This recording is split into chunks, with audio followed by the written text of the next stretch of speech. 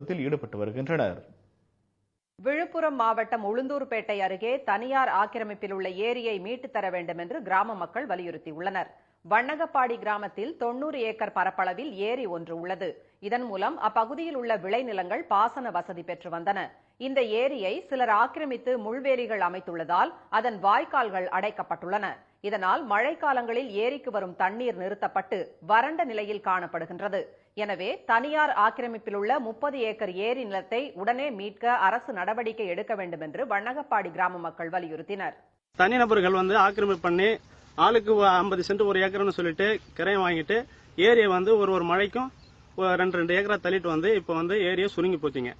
இதனால நாங்க 200-300 குடும்பங்கள் 200-300 ஏக்கருக்கு மேல பயிர் வைக்கிறது இப்போ எங்க பூமி எல்லாம் வறண்டு பூமியா ஆயிடுச்சு. ஏரியில நீர் வரத்து குறைஞ்சு போச்சு.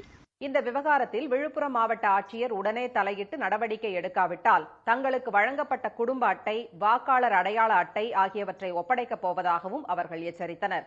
நீர்நிலைகளை ஆக்கிரமிப்பவர்கள் மீது கடும் நடவடிக்கை எடுக்க வேண்டும் என்ற சென்னை உயர்நீதிமன்றத்தின் உத்தரவை அதிகாரிகள் மதிக்காமல் அலட்சியம் காட்டுவதாகவும் கிராம மக்கள் குற்றம் சாட்டினர்.